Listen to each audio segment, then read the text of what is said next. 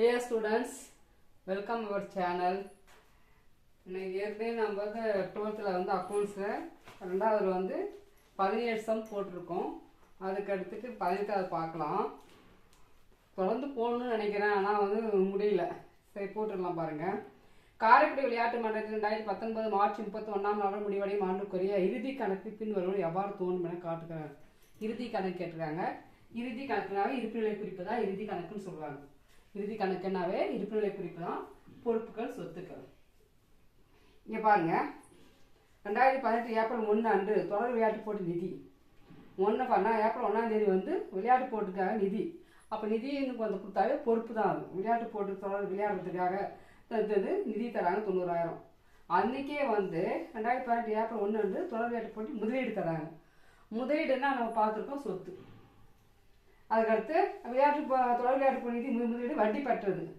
வட்டி வந்து ஏற்கனவே போட்டிருக்காங்க இல்லையா, அதை 90,000 வந்து முதலீடு போட்டிருக்காங்கன்னா அது வட்டி வருது. அப்போ எவ்வளோ கூட்டிக்கணும். இப்போ தொடர் விளையாட்டு போட்டி நிதிக்காக நன்கொடை, விளையாட்டு போட்டி நடந்தது, அது வந்து நன்கொடை தராங்க. அப்போ அதையும் கூட்டிக்கணும். விளையாட்டு போட்டி செலவு கழிச்சிக்கணும். இது நல்லா ஞாபகம் வச்சுக்கணும். ரொம்ப ரொம்ப ஈஸி. இது போல் கேட்டாங்களாவே இருப்புநிலை குறிப்பு இறுதி கணக்குன்னு கேட்டாவே பொறுப்புகள் சொத்துக்கள்.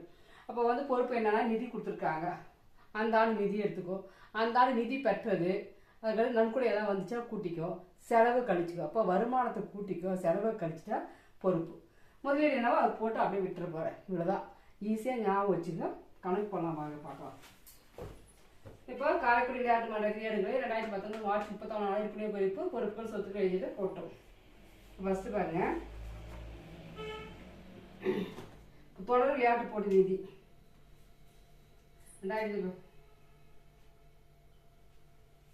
2018 ஏப்ரல் 1 அன்று தொடர் விளையாட்டு போட்டி நிதி. இங்கே என்ன கேட்குறாங்க, 2000 மார்ச் 31ஆம் நாளுடைய அப்போ 2018 ஏப்ரல்லேருந்து 2019 மார்ச், அப்போ வந்து ஒரு வருஷம் மார்ச் முடியுது. அதான் வந்து 2019 மார்ச் 31 இப்படி போய் கொடுத்துறாங்க. அப்போ இங்கே எழுதிக்கோ, தொடர் விளையாட்டு போட்டி நிதி. தொடர் விளையாட்டு போட்டி நிதி எவ்வளோ, 90,000 ரூபாய் கொடுத்துருக்காங்க. 90,000. அதுக்கு அடுத்து பாருங்க, அதே அன்னைக்கு 2000 ஏப்ரல் தொடர் விளையாட்டு போட்டி அன்னைக்கு முதலீடு போடுறாங்க. அப்போ தொடர் விளையாட்டு போட்டி தொடர்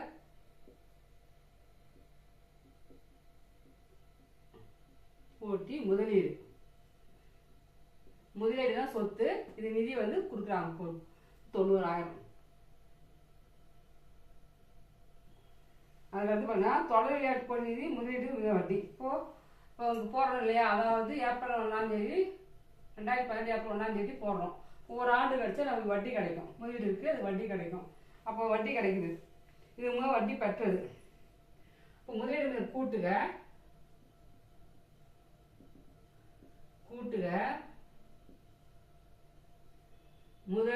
முதலீடு மீதான வட்டி எவ்வளோ, 9,000. 9,000 கூட்டிக்கோ, 99,000. இதில் மறுபடியும் கூட்டுக, நன்கொடை தராங்க. தொடர் விளையாட்டு போட்டிக்காக இதுக்காக நன்கொடை. தொடர் விளையாட்டு போட்டி நிதிக்கான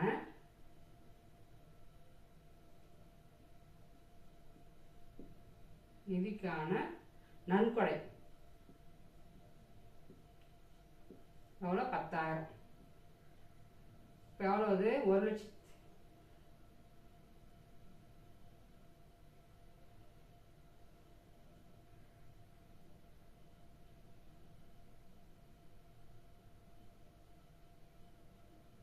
இப்போ 1,09,000.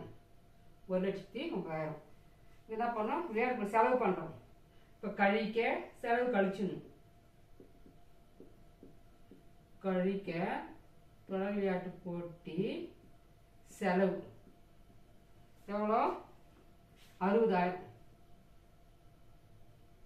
கழிச்சா மீதி எவ்வளோ வரும், 49,000 வரும். இங்கே 90,000. அவ்வளோதான். இதை அப்படியே போட்டு விட்டா சரி.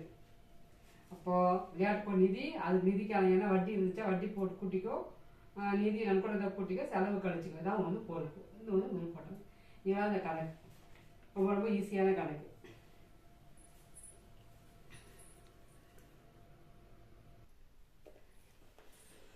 Dear students, welcome our channel. அதுக்கடுத்து நம்ம 19வது கணக்கு பார்க்க போகிறோம். பயிற்சி வினா வந்து 19. இங்கே பாருங்கள் கணக்கு.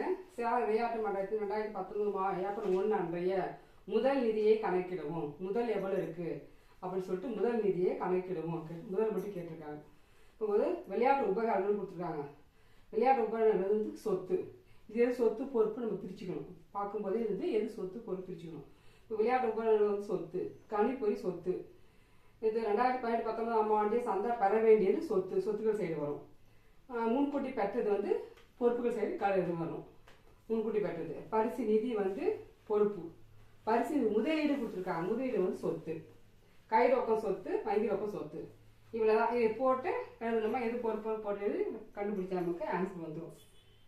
பாருங்கள்.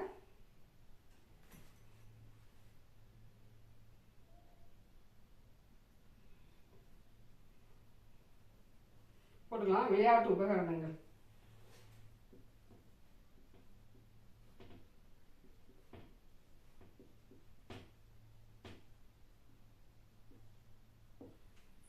விளையாட்டு உபகரணங்கள் 30,000. கணிப்பொறி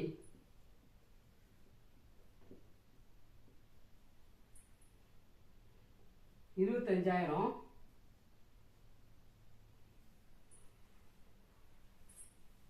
ரெண்டாயிரத்தி 18-19 பெற வேண்டிய சந்தா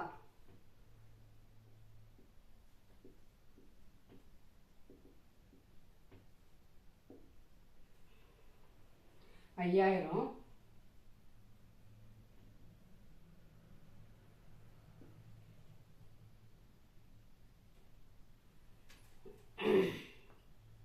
இப்போ முன்கூட்டி பெற்றது பொறுப்புகள் செய்ய வரும். இந்த பக்கம் பாருங்க. பரிசு நிதி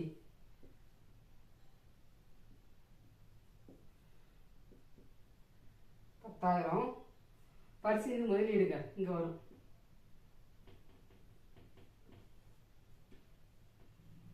முதலீடுகள் பரிசு நிதி 10,000.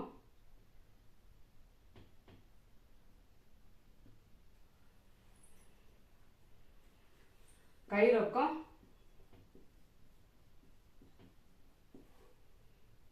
7,000. வங்கி ரொக்கம் இங்க எழுத்து கஷ்டமா இருக்கு. 21,000. இங்க வந்து முன்கூட்டி பெற்ற சந்தா வரும். 2019-20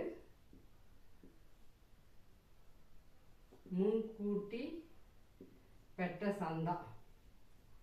முன்கூட்டி பெற்றதுனாலே பொறுப்புகள் தான் நீங்கள் நிறைய பேர் பார்த்துருக்கோம். 8,000. இப்போ கண்டுபிடிச்சி போடுங்க. இந்த 55, 60, 70, 78, 98,000 வருது. இங்கே எடுத்துக்கோங்க 98,000. இதில் 18,000 கழிச்சு 80,000. 80,000 அதை முதல் நிதி. இதான் நம்ம கண்டுபிடிச்சது. முதல் நிதி 80,000. இதுதான்.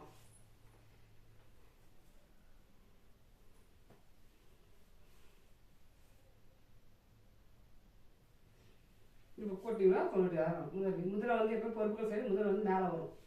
நான் கீழே போட்டிருக்கேன். இப்போ கண்டுபிடிச்சா கீழே போட்டுருக்கேன். எப்போ முதல் வந்து மேலே வரும். இவ்வளோதான்.